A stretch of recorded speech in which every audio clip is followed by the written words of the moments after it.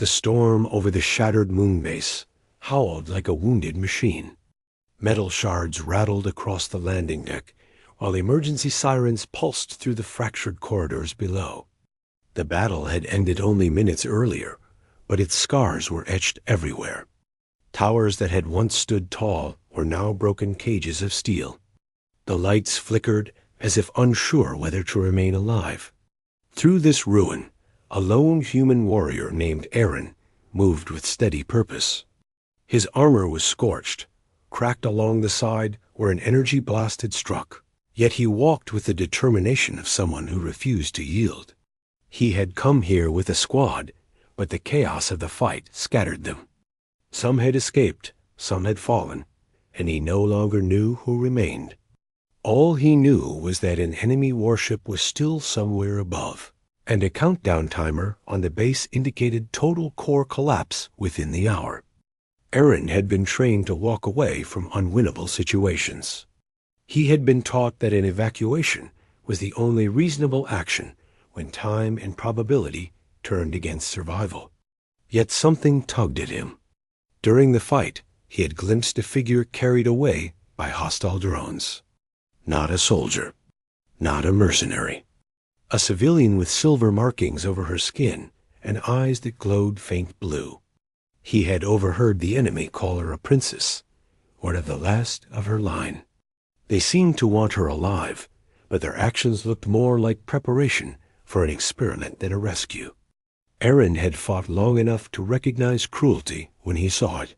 He turned his path toward the lower sector where the figure had disappeared. The magnetic lifts were destroyed, so he climbed down what remained of a service stairwell. Sparks leapt from torn cables near his boots as he descended. The air smelled of burnt alloy mixed with something bitter and alien. At the bottom of the stairwell, he found a sealed door that had been pried open by force. Beyond it lay a medical chamber illuminated by the sharp glow of damaged energy lamps. There in the center, slumped in a containment cradle, was the alien princess. She was unlike any being Aaron had seen in his travels. Her form resembled a human shape in broad outline, but her skin shimmered like metallic glass, shifting between shades of pale violet and silver. Her hair fell like strands of luminous fabric. Across her collarbone ran a deep wound that pulsed with a strange light, as if energy leaked from her body. Her breathing was faint, each rise of her chest almost hesitant. Aaron stepped forward with caution. Despite her condition, she opened her eyes when she sensed him. Her gaze was cold, yet tinged with desperation. She tried to speak, but only a rasp emerged. He approached her carefully. "I'm not your enemy," he said. Her lips trembled. "They took my seal. Without it, my body fails." Aaron glanced around the chamber. Instruments lay overturned. Containers were smashed. Whatever device she referred to was nowhere in sight. "Can you move?" he asked. "No," she whispered. "My energy collapses. My form breaks." Her voice trembled with agony. Aaron had seen dying comrades before, but this was different. Something about the glow coming from her wound told him she was not merely losing blood. She was losing whatever force sustained her existence. He reached toward his comm unit, but found it crushed from the earlier fight. There was no way to call for help. No ship remained docked. No eyes near enough to assist. Time was falling away. Aaron studied her wound again. It was not bleeding in the way humans bled. Instead, streaks of dim light poured from the injury like leaking radiation. "What did they do to you?" he asked. "They took my resonance seal. Without it, my energy cannot bind. My line carries a living force through our veins. When disrupted, it fades. I need compatible energy to stabilize. Anything close enough in pattern might sustain me." Aaron frowned. "Compatible how?"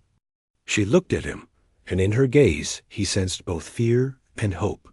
"Your kind carries strong binding energy. I have seen it. There is a chance your blood could anchor mine for a short time. You need my blood? Aaron asked. Yes, a small amount. It may not work, but it is the only path. Aaron hesitated. He had shed blood many times in battle, but never by choice, and never to keep someone else alive in this way. He looked around the ruined chamber again. There was no seal to find, no medical supplies that could help, no support. Only two beings trapped inside a collapsing base. He knew the cost of doing nothing. He stepped toward her. "What do I do?" he asked. Her eyes widened slightly, as if she were surprised by his willingness. She directed him to a console at her side. Though damaged, the device still functioned enough to open a small injector at the end. Aaron removed his gauntlet, exposing a forearm coated in grit and dried sweat. He pressed the injector against his skin. The needle pierced, drawing a small but steady line of blood into the chamber. Once filled, the princess guided him to connect the injector to a port near her wound. Aaron locked it into place. A faint hum began as his blood flowed into her system. Her body arched slightly, eyes squeezed shut in clear pain. Light rippled across her skin. Then, slowly, her trembling eased. Aaron watched the wound's glow shift from flickering instability to a more contained pulse. Her breathing deepened. Her eyes opened again, and for the first time he saw strength behind them. "It works," she whispered. "Your blood anchors my energy." Not fully, but enough. Relief crossed his face. "Good. Can you move now?" She nodded weakly. "Help me stand." He lifted her gently.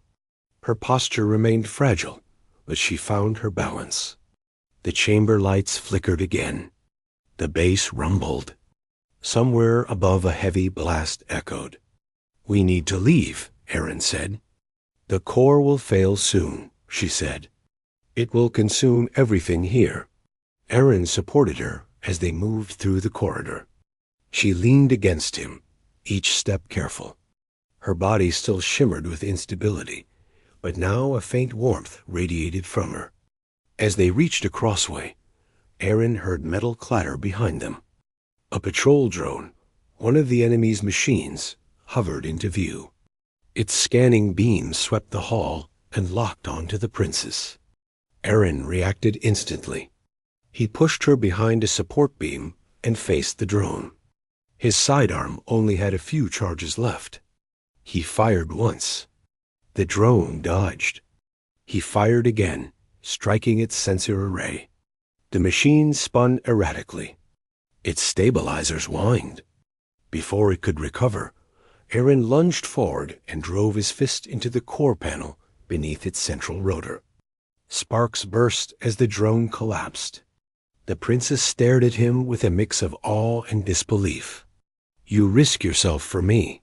You said you'd die otherwise," he replied. She tilted her head slightly. "Humans are perplexing." "Most of the time," Aaron said. They continued on. Aaron guided her through the maze of shattered corridors. Some sections had collapsed entirely. Others dripped with coolant from broken pipes. The tremors grew stronger. When they reached a junction near the outer ring, she paused. "My strength grows faint," she murmured. Aaron examined her again. The glow beneath her skin flickered. The blood he had given her had stabilized her energy, but not restored it fully. "Is there anything else I can do?" he asked. "There may be another way," she said. "My energy binds to yours now. It senses your resilience. If we merge our resonance more directly, my body may draw enough strength to endure." "Merge how?" She took his hand. "Through contact. I must touch your energy center. It is where your courage gathers. For your kind, that place lies near the heart." Aaron felt heat creep up his neck. "You're saying you need to place your hand on my chest?" "Yes," he exhaled slowly. "All right." She placed her palm over his heart. Light spread from her hand like ripples across a lake. Aaron felt a warmth that did not burn, but resonated through every nerve. Her eyes glowed brighter. Her posture straightened. The tremble vanished from her voice. "It flows," she whispered. Aaron endured the sensation, letting her energy draw from his. After a moment, the light faded and she released him. She stood stronger now, though still partially weakened. "That will sustain me longer," she said. "Enough to escape." They reached the outer ring, where emergency eject pods lined the corridor. Most of them were destroyed. Only one remained intact. Aaron guided her toward it. "You go first," he said. She looked at him with a sudden intensity. "You are coming with me." Aaron shook his head. "There's only enough fuel for one long jump. If I go as well, it won't reach safe range." "I will not leave you here," she said firmly. "You must. Your people need you. And if the enemy wanted you alive, they will look for you. Better you go unseen."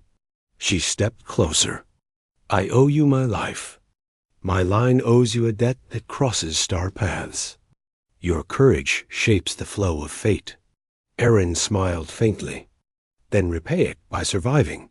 She stared at him for several seconds. The base rumbled again, harder than before.